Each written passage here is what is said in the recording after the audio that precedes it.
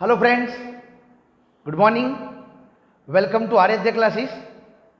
Standard 12, subject accountancy and chapter number 1, an introduction of partnership firm. Friends, last time account की बात करने जाओगे तो यहाँ पर तो अकाउंटेंसी के अंदर अपने जो बेसिक चीज, सबसे मेन चीज जो ऐसे देखने जाओगे अकाउंट के अंदर, वो है जर्नल एंट्री। बराबर, ध्यान रखना, जो आपको लास्ट टाइम बताई थी और काफी लोगों ने सीखा भी होगा। सबसे मेन चीज अकाउंटेंसी की बात करने जाओगे तो जर्नल एंट्रीज आवे। Journal entries is the original books. Accountancy की बात करने जाओगे तो जर्नल एंट्री ओरिजिनल बुक्स है, वो तो आपको पता ही होगा। इधर 12th स्टैंडर्ड के अंदर, जैसे लास्ट ईयर भी 11th के अंदर अकाउंट्स के अंदर दो पार्ट्स थे, सेम 12th स्टैंडर्ड के अंदर भी अकाउंट के दो पार्ट है। मेन इंपॉर्टेंट चीज यहां पर क्या समझने की है, तो जो पिछले साल अकाउंट की बात करने जाओगे जो हम सीखे थे, वो था sole proprietorship of the firm. Sole proprietorship का मतलब क्या होगा? Single owner of the business. Single owner मतलब क्या होगा बिजनेस के अंदर, कि कोई भी वन पर्सन जब भी बिजनेस यहां पर स्टार्ट करता है, अकॉर्डिंग टू अपनी तरह से यहां पर अपने नॉर्म्स, अपने रूल्स, अपने पास जितनी भी कैपिटल्स हो, वो अपनी तरह से बिजनेस स्टार्टअप कर सकता है। पर मेन यहां पर थिंग्स जो समझने की है वो है कि बिजनेस के अंदर कैपिटल की रिक्वायरमेंट आपको रहती है। Without capital V can not start the business. ये तो आपको पता ही होगा। नॉर्मली कोई भी जगह पर कोई भी धंधा, चाहे बिजनेस छोटा हो कि बड़ा हो, चाहे स्मॉल स्केल इंडस्ट्रीज के large scale industries, we must have to arise the needs of the, क्या लिखा है, फंड। विदाउट फंड हम बिजनेस यहां पर स्टार्टअप कर सकते नहीं है। ये तो कॉन्सेप्ट खास ध्यान रखना। ओके, ऐसे तो छोटे मोटे बहुत सारे पॉइंट्स है, बराबर, जरूरी भी है, आपको ये तो मालूम ही होगा। बराबर, आपको आप अपने फादर की बात यहाँ पर करने जाओगे तो काफ़ी सारे स्टूडेंट्स के पेरेंट्स देखने जाओगे तो यहाँ पर कोई बिजनेस लाइन के अंदर होगे, कोई जॉब करता होगा, किसी का कोई ना कोई प्रोफेशन होगा, समझ लो। तो सबका क्राइटेरियाज अलग अलग है। आपको इतना तो मालूम होता रहता है कि आप ये जो कॉमर्स लाइन की बात करने जाओगे उसमें मेन पूरा बिजनेस है, और बिजनेस का मेन पर्पस क्या होना चाहिए? Profit motive. अगर बिजनेस के अंदर प्रॉफिट नहीं होगा तो so we can not run the business for a longer period of, क्या लिखा है, टाइम। धंधा लंबे समय तक कंटिन्यू करना हो तो प्रॉफिट मस्ट बी रिक्वायर्ड। अगर धंधे में प्रॉफिट नहीं होगा तो प्रॉफिट बिना हम बिजनेस को हम यहाँ पर टिका सकते नहीं, समझ लो। तो ये जो बेसिक चीज आपको बताई, फिलहाल 12th स्टैंडर्ड की यहाँ पर बात करने जाओगे तो फ्रेंड्स पूरा पार्ट 1 पार्टनरशिप फॉर्म रिलेटेड से, ये तो आपको पता ही होगा कि पार्टनर्स का मतलब तो actually everybody familiar about this words. Generally देखने जाओगे तो सबको पता ही है कि पार्टनरशिप है क्या। दो पर्सन मिलकर कोई भी बिजनेस की शुरुआत करते हैं तो उसको बोलते हैं यहाँ पर पार्टनरशिप। नॉर्मली दो भाई, दो कजिन ब्रदर्स, तो रियल ब्रदर्स, फ्रेंड्स, कोई भी रिलेटिव्स, समझ लो, मिलकर बिजनेस की शुरुआत कर सकता है। और वो बिजनेस की बात करने जाओगे तो सबसे मेन चीज क्या आएगी यहाँ पर एक हेल्प रहती है, दो तरह से हेल्प। जब भी पार्टनर की बात करने जाओगे तो फ्रेंड्स पार्टनर में दो तरह की, एक तो पहली चीज अपने सबसे बड़ी जरूरियत क्या होती रहती है? फाइनेंस। ये तो ध्यान रखना खास, फाइनेंस बिना हम कोई भी काम कर सकते नहीं। अगर धंधे में पैसे की शॉर्टेज होगी तो हम बिजनेस कैसे स्टार्ट कर सकते हैं, वो तो आपको पता ही है।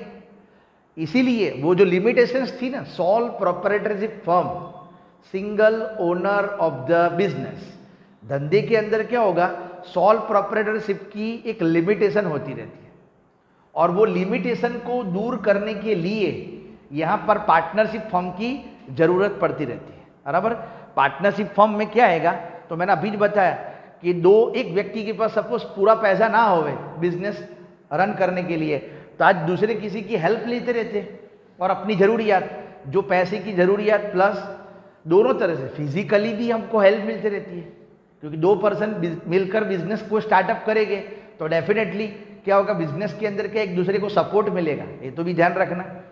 सब इंट्रोडक्शन जो है इसीलिए बता रहा हूँ, फिर बाद में चैप्टर की मेन शुरुआत करूँगा। तो ध्यान रखते जाना खास, दो पर्सन जब भी मिलकर कोई भी बिजनेस की शुरुआत करते हैं तो एक फिजिकली वो दोनों को सपोर्ट मिलता रहता है। दो तरह से सपोर्ट फिजिकली भी होता रहता है, फाइनेंशियली भी आपको सपोर्ट देखने को मिलेगा, क्योंकि एक के पास शॉर्टेज कैपिटल की हो तो दूसरा पार्टनर बिजनेस में इन्वॉल्व करेंगे तो वो कैपिटल की जो जरूरियात वो फुलफिल हो जाएगी। अगर फिर भी कैपिटल की शॉर्टेज पड़ती है तो तीसरा पार्टनर बिजनेस में इन्वॉल्व करो, चौथा पार्टनर बिजनेस में इन्वॉल्व करो। तो ऐसे करके देखने जाओगे तो जो बिजनेस के अंदर फाइनेंस की जो रिक्वायरमेंट्स है वो हम यहाँ पर पूरी कर सकते हैं, बराबर। तो ये मेन जो थीम वो खास ध्यान रखना, दैट इज इंपॉर्टेंट थिंग, बराबर, जो जरूरी है खासकर। तो चैप्टर के अंदर पार्टनरशिप की बात करने जाओगे तो आपको पता ही है फ्रेंड्स कि पार्टनरशिप, एक्चुअली पार्टनरशिप की बात करने जाओगे तो डेफिनेशन की बात सबसे पहले मैं करता हूं कि डिफाइन क्या है। Two or more than two person, two or more than two person started business according to the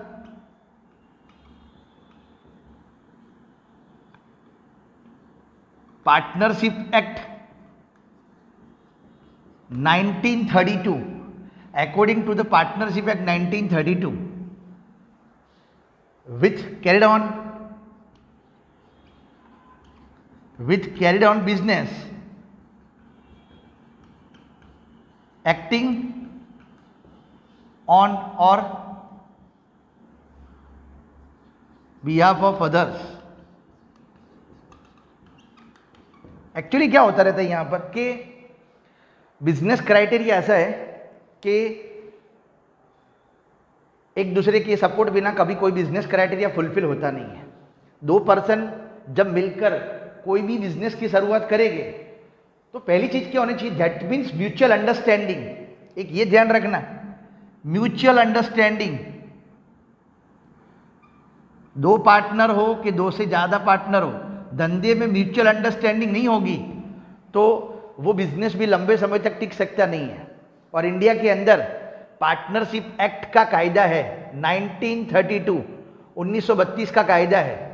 और वो 1932 के कायदे के मुताबिक आपको नॉर्मली देखने जाओगे तो ये पार्टनरशिप का जो कॉन्ट्रैक्ट होता रहता है वो कॉन्ट्रैक्ट मेंटेन करना पड़े।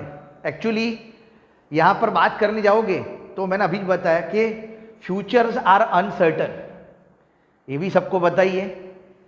कोई भी इंसान दुनिया में ऐसा है नहीं कि जिसको पता है कल क्या होने वाला है, समझ लो। ये तो बिजनेस की बात है। बिजनेस के अंदर आज सपोज 5 लाख रुपए प्रॉफिट हुआ तो कल ना भी होवे। मैं अपनी बात करूं जनरली, बराबर, मैं अपनी जनरली, मेरे पास एक नॉर्मली देखने जाओगे जॉइंट फैमिली के अंदर बिलोंग करते रहते हैं खासकर। तो रिसेंटली 2 years बिफोर, 2 साल पहले मेरे ब्रदर्स ने एक शॉप ओपन करी, समझ लो खास। बेसिकली यहाँ पर शॉप कैसी थी, ओन नहीं थी, समझ ले, रेंटेड मतलब क्या, भाड़े पर हमने एक दुकान खरीदी। अब हुआ क्या कि बिफोर 2 years की बात करता हूँ, जैसे ही वो दुकान यहाँ पर स्टार्टअप करी, अब दुकान के अंदर मैक्सिमम नियम ऐसा होता रहता है कि कैपिटल की रिक्वायरमेंट तो रहे, सब प्लानिंग करा था, फिक्स कैपिटल, वर्किंग कैपिटल सब कुछ। पर हुआ क्या कि जो एक्सपेक्टेशन बिजनेस में हमने करा था कि भी हमारे पास 20 लाख रुपए है तो वी कैन मैनेज, हम मैनेज कर सकते हैं। पर हुआ क्या कि सडनली देखने जाओगे तो price rise of the raw materials, जिसकी वजह से जो हमने 20 lakhs का बजट रखा था वो 20 की जगह पर 30 लाख रुपए का यहाँ पर वो बजट बाद में क्या हुआ, फुलफिल हुआ। तो सोचो, बिजनेस टोटली अनसर्टन है, किसी को पता भी नहीं होती रहती कि धंधे में कब क्या होगा, कितना खर्चा होगा, कितनी इनकम होगी, वो किसी को मालूम नहीं होती रहती है, बराबर। ये भी आपको पता ही होगा, बराबर। आप भी छोटी छोटी चीज़ों के बारे में अवेयर हो, ये सब चीज़ें आपको पता भी होगी कि बिजनेस का क्राइटेरिया कैसा होता रहता है। इसीलिए क्या होता रहता है कि ये तो जस्ट बिजनेस की बात कर रहा हूँ। तो पार्टनरशिप जब मिलकर, दो पार्टनर मिलकर कोई भी बिजनेस की शुरुआत करेंगे तो वो आप सोचो खास, मेन इंपॉर्टेंट चीज़ क्या है, बराबर, कि दोनों के बीच में अंडरस्टैंडिंग बहुत जरूरी है, और वो भी म्यूचुअल, समझ लेना। अगर अंडरस्टैंडिंग नहीं होगी तो दो पर्सन मिलकर कोई भी धंधा कर सकते नहीं है, समझ लेना खास। एक्चुअली बिजनेस की पॉइंट ऑफ व्यू की बात करने जाओगे ना, ऐसे नॉर्मली देखने जाओगे, दो रियल ब्रदर्स है, एग्रीमेंट की बात करने जाओगे यहाँ पर, तो ऐसे तो एग्रीमेंट ओरल भी हो सकता है और रिटर्न भी हो सकता है।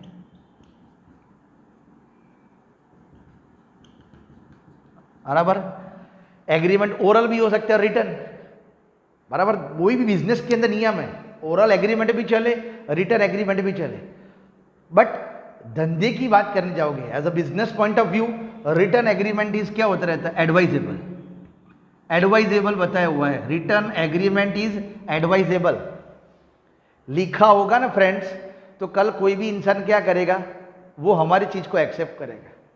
आज मैं अपनी बात कर रहा हूं, मैं कोई भी चीज आपको लिखकर शो करके बताऊंगा तो आपको पता चलेगी कि नहीं भाई सर ने चैप्टर करवाया हुआ है, पर मैं ओरली सब कुछ बताऊंगा, समझ लो, तो जिसके बारे में इंफॉर्मेशन या तो मेरे को होगी या तो आपको होगी, पर थर्ड पर्सन को उसके बारे में इंफॉर्मेशन नहीं होगी, समझ लो।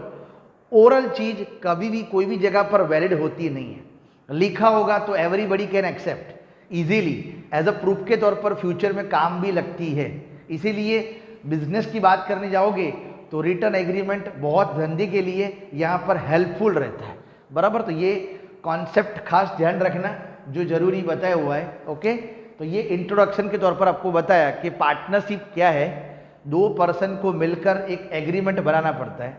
ऐसे तो एग्रीमेंट की बात करने जाओगे तो मैंने अभी बताया कि ओरल एग्रीमेंट भी चले, रिटर्न भी चले, पर ओरल बिजनेस के लिए हमारे लिए एडवाइजेबल होता नहीं है। रिटर्न एग्रीमेंट हो तो कल वो रिटर्न एग्रीमेंट प्रूफ के तौर पर हम किसी को भी क्या कर सकते, शो कर सकते हैं, और जो भी वो एग्रीमेंट में लिखा होगा एज पर द एग्रीमेंट, बराबर, हर चीज छोटी से छोटी स्टेटमेंट्स भी अंदर हम रिकॉर्ड करते हैं, और उसके थ्रू फ्यूचर में अगर कोई भी डिस्प्यूट्स होवे दो पार्टनर के बीच में, तो वो रिटर्न एग्रीमेंट थ्रू वो डिस्प्यूट्स को हम क्या कर सकते हैं, सॉल्व कर सकते हैं, बराबर। ये ध्यान रखना खास जरूरी है।